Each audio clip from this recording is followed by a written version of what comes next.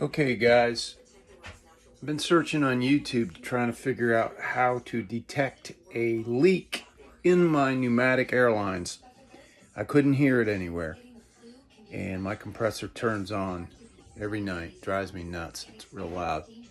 Anyway, I found it. So how I found it is I took some dishwashing liquid and water and an old method that the tire guys used to use, and I went around every fitting. And guess what? You see that old bubbly thing growing there? That's it.